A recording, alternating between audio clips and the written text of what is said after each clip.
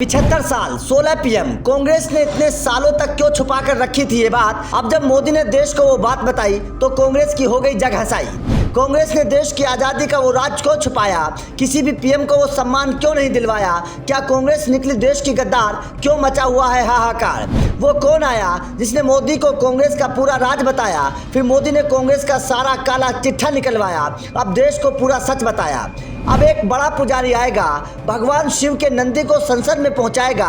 उस पुजारी ने मोदी को दिया ऐसा आशीर्वाद, कांग्रेस की हो गई हालत खराब। जी हाँ, संसद का मुद्दा देश में इस वक्त गर्म है, लेकिन इस मुद्दे से अलग एक खबर ऐसी आई जिसको लेकर देश में चर्चा गर्म है, जिसको लेकर इस वक्त देश में चर्चा हो रही है। हर कोई ये जानना चाहता है कि कांग्रेस ने देश के लोगों से 75 सालों तक ये राज क्यों छुपाया, देश की आज़ादी वाली वो बात कांग्रेस ने देश के लोगों को क्यों नहीं बताई। जिसके बाद सबसे बड़ा सवाल ये है कि क्या कांग्रेस ने देश के लोगों के साथ धोखा किया।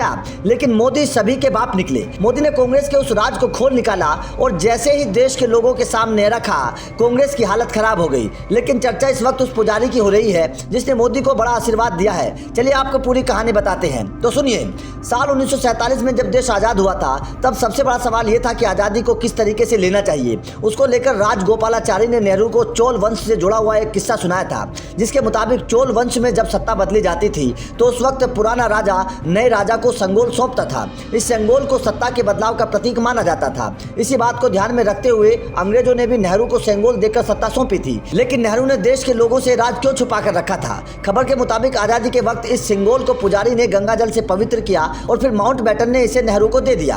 उस वक्त ये एक ऐतिहासिक घटना थी, इस बारे में किसी को नहीं पता था। लेकिन उसके बाद इस राजदंड को संग्रहालय में रखकर यह कह दिया गया था कि ये गोल्डन वॉकिंग स्टिक है जो नेहरू को दी गई थी। आखिर कांग्रेस ने देश के लोगों से झूठ क्यों बोला, क्योंकि नियम के हिसाब से जब भी कोई दूसरा पीएम बनता है तो उसे ये संगोल सौंपा जाना चाहिए था। नेहरू के बाद देश को 15 पीएम मिले, लेकिन कभी भी किसी पीएम को ये संगोल नहीं सौंपा गया। आखिर नेहरू ने क्यों हमेशा के लिए संगोल छुपा कर रखा था। कांग्रेस ने इस संगोल का इतिहास क्यों लोगों को नहीं बताया था।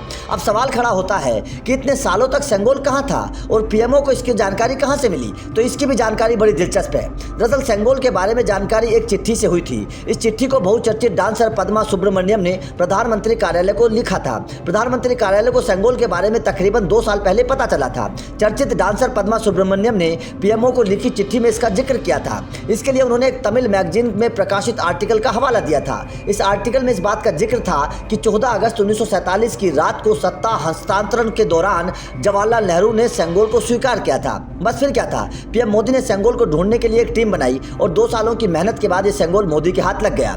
लेकिन इस संगोल के साथ एक और दिलचस्प बात जुड़ी हुई है। दरअसल 28 मई को नए संसद भवन के उद्घाटन के दौरान प्रधानमंत्री नरेंद्र मोदी को राजदंड संगोल भेंट किया जाएगा और भेंट करने वाले होंगे मदुरई अधिनियम के प्रधान पुजारी श्री हरिहर देशिका स्वामी गिल। प्रधान पुजारी ने कहा है कि पीएम मोदी को वैश्विक सराहना मिली है और देश में सभी को उन पर गर्व है। उन्होंने ये भी कहा कि नरेंद्र मोदी को साल 2024 में एक बार फिर प्रधानमंत्री के रूप में लौटना चाहिए। तो आपका इस संगोल की कहानी और कांग्रेस के झूठ को लेकर क्या कहना है और कांग्रेस ने ये बात सालों तक आखिर क्यों छुपाई होगी, कमेंट करके जरूर बताएं।